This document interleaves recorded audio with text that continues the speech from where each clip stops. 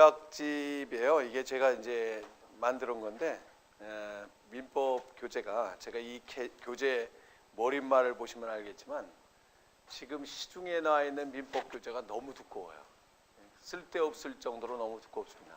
그래서 사실은 민법에 대해서 맨 처음에 기초를 잡는데 우리 두꺼운 민법 교재를 갖고 전부 이걸 내가 소화하겠다는 마음가짐으로 기초를 잡다가는 너무 시간이 많이 걸려요. 그래서 제일 중요한 것은 거의 뭐 1000페이지 가까운 우리 민법 교재는 사전식으로 활용하시라는 겁니다. 사전식으로. 해당 단원의 사전식으로 활용하시고 가급적이면 이 교재의 내용, 여기 요약집에 들어있는 내용, 사실은 제가 감히 말씀드릴 수 있는 건 여기 이 내용만 소화하셔도 민법의 어떤 합격에 필요한 득점을 하는 데는 전혀 문제가 없다는 걸 꼭 염두에 두시고, 아무튼 이해가 안 되는 부분은 강의를 듣고도 이해가 안 되는 부분이 있으면 기본 교재를 한번 사전식으로 좀 활용하시라는 얘기입니다. 자, 첫 페이지를 보면 7페이지예요. 민법 종칙 첫 단원에 보면 법률행위 개설해 가지고 나와 있어요. 그럼 민법 우리가 거의 한 달 이상을 공부를 하셨는데 법률행위라는 개념은 잡히셨나요? 법률행위. 법률행위는 약속어죠, 그죠? 약속어인데 법률행위라는 개념부터 먼저 이해를 하실 필요가 있잖아요, 그죠? 그러면 우리 민법은 뭐라 그래요? 민법은 사인 상호간의 법률관계를 규율하는, 개인 대 개인 상호간의 법률관계를 규율하는 대표적인 사법이 우리 민법이다 그러잖아요, 그죠? 개인 대 개인 상호간의 법률관계를 규율한다, 이렇게 나와 있지 않습니까? 그래서 우리 민법은 그 법률관계 가운데 사인 상호간의 법률관계 가운데 재산관계와 가족관계를 규율하는 대표적인 사법이 우리 민법이에요. 그러면 법률관계라는 말부터 또 이해를 하셔야 되는데 간단하게만 설명드릴게요. 뭐 이런 기본적인 소양을 갖고 계신 분들은 좀 지루하게 느끼실 수도 있지만 사실은 자칫 이걸 이해를 못하면 전체가 무슨 구름을 걷는 것 같단 말이죠. 그러면 개인 대 개인 상호간의 법률관계를 규율하는 것이 우리 민법이다 그랬는데, 그럼 우리 사람의 사회생활은요, 한번 생각해보세요. 사람의 사회생활은 법률관계도 있고 뭐가 있다? 인간관계도 있다 그러잖아요, 그죠? 첫 페이지 보니까 법률관계, 인간관계 이런 말이 나와 있어요. 그럼 이걸 우리가 쉽게 이해하실 것이 법률관계와 인간관계의 차이는 뭐라는 거죠? 이 두 가지의 차이는 법적으로 강제할 수 있느냐 없느냐, 이 차이예요. 아시겠습니까?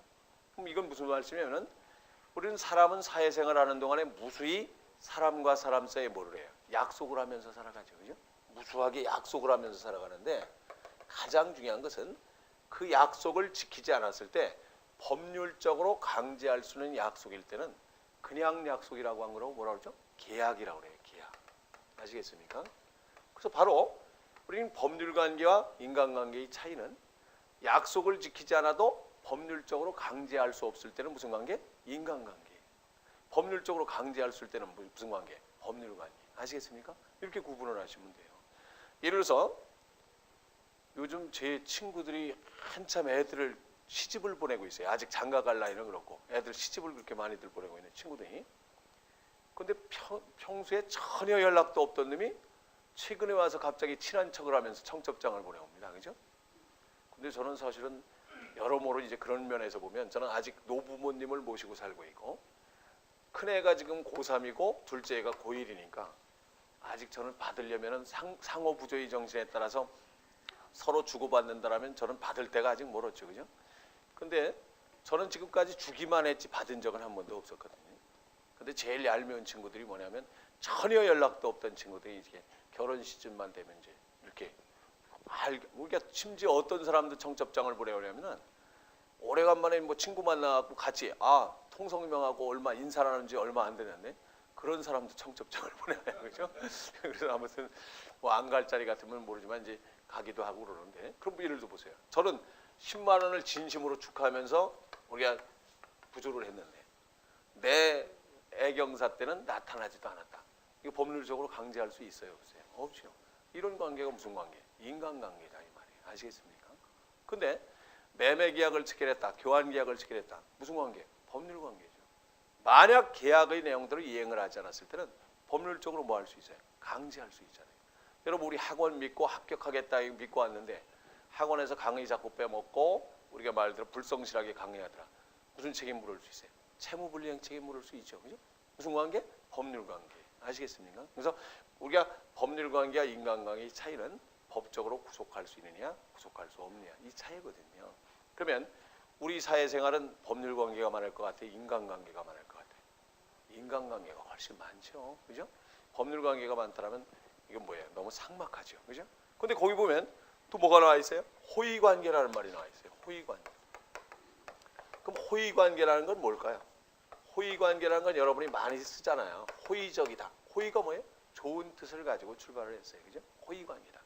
이게 호의관계 그러면 대표적인 예가 가령 예를 들어서 이웃집 새댁이 애를 들쳐업고 막 왔다 갔다 뛰어다니고 있어요. 왜 그래? 그랬더니 손님이 갑자기 와서 아빠 친구들 와서 술상 부르라고 정신없대. 애는 나한테 맡겨. 무슨 관계? 호의관계. 가령 길을 지나가다가 보니까 여름대 학변 밑에 초등학교 애들이 둘이 땀을 뻘뻘 흘리면서 걸어가고 있더라. 산골길을. 차를 세워서 야 니네들 어디까지 가? 우리가 태워준다. 호의동성하죠? 호의관계. 근데 요즘은 세상이 삭막해져 갖고요. 한 번은 우리 친구랑 둘이 저 강원도 쪽에 갔다가 애들 둘이 그렇게 걸어가고 있길래 야 차 좀 세워봐. 애들 좀 태워가자 그랬더니 예 차를 딱 세워갖고 얘들아 어디까지 가니? 타라 그랬더니 제 말은 들어보지도 않고 제 얼굴 봤으면 탔을 텐데 그죠? 예. 그런데 뒤도 돌아보지 않고 막 도망가더라니까요. 세상이 참 그렇게 삭막해졌어요. 그죠? 그때 그렇게 호의동성을 했다. 무슨 관계? 호의관계. 그럼 호의관계라는 것은 인간관계에 더 가까울까요? 법률관계에 더 가까울까요? 인간관계에 가깝죠. 근데 호의관계는 뭐냐면요. 이걸 구태여 구별해 놓은 것이 인간관계에 가까운데 호의관계로 출발한 것이 뭐가 발생했다? 손해가 발생했다. 손해가 발생했다면 뭘로 발전할 수 있다? 법률관계로 발전할 수 있다는 얘기입니다. 아시겠습니까? 법률관계로 발전할 수 있어요. 예를 들어서 호의동성을 했는데 동성 중에 사고가 났다. 그래서 애가 다쳤어요. 그래서 병원에 입원을 했다. 배상 책임을 묻는다. 그럼 뭘로 발전해? 법률관계로 발전하죠. 아시겠습니까? 그래서 호의관계는 인간관계에 가까운 관계인데 손해가 발생했을 때는 법률관계로 발전할 수도 있는데 근데 반드시 법률관계로 발전하는 것이냐? 아니다 이 말이에요.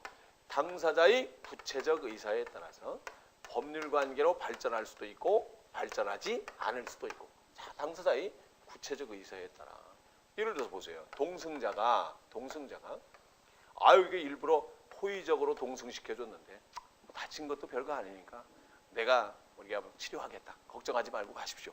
그럼 인간관계로 끝나는 거예요. 아시겠습니까? 근데 그게 아니라 왜 그렇게 과속으로 질주하더니 이렇게 다치게 되냐. 배상 책임을 묻는다면 법률관계로 발전한다 이 말이에요. 그죠? 그렇게 일을 하시면 돼요. 애를 봐주다가 애가 다쳤대요. 그럼 애 엄마가 속상해도 우리 애가 개구져서 그래요. 그냥 데리고 가면 문제될 게 없죠. 근데 어떻게 아줌마는 우리 애 봐준다더니 이렇게까지 만들어놨어요. 이거 집어던지기 전에는 이렇게 될 수가 있어요? 배상 책임을 묻는다면 법률관계로 발전된다 이 소리. 아시겠죠? 그런 관계를 호의관계라고 하는 거예요. 아시겠습니까? 그래서 우리 민법은 사인 상호 간의 법률관계를 규율하는 것이 우리 민법이에요. 그러다 보니까 공법적 규율에 비해서 우리 민법이 어려운 이유가 어디에 있다고 그러죠? 우리 민법은 사인 상호 간의 법률관계는 뭐가 지배하더라? 사적 자체의 원리가 지배해요. 사적 자체의 원리라는 것은 당사자의 문제는 당사자 스스로 알아서 해결해라 이 말이에요. 그죠? 사적 자체의 원리가 지배하다 보니까 우리 민법 체계는 추상적이에요. 그렇죠? 우리가 지금 공부하시는 공인중개사법이다. 오늘 오전에 진행했던 세법이다. 그죠? 그다음에 부동산 공법이다. 이런 공법적 규율은 어떻든가요? 제가 또 강의하고 있는 등기법 지적법 어떻습니까? 구체적이죠. 뭐는 된다, 안 된다. 할 수 있다, 할 수 없다. 구체적이잖아요. 그런데 우리의 민법은 우리가 이렇게 추상적이에요. 그래서 여러분이 시험 문제가 3문제씩도 출제되는 의사표시 단원과 관련된 규정이 불과 몇 조? 6개 조문에 불과해요. 6개 조문에 불과하니까. 아시겠습니까? 조문만 이해해갖고 민법 접근할 수 있든가요, 없든가요? 없어요. 아시겠습니까? 이게 추상적이다라는 얘기예요. 아시겠습니까? 그래서 이게 민법이 어려운 이유가 그렇기 때문에 민법은 절대로 암기 위주로 접근해서는 안 돼요. 이해 위주로 접근해야 됩니다. 아시겠습니까? 그럼 아까 제가 법률행위 개념이 뭡니까? 제가 이렇게 말씀드렸잖아요. 그죠? 법률행위란 말이죠. 이 법률관계가 발생하는 사유는 자 사인 상호 간에 법률관계가 발생하는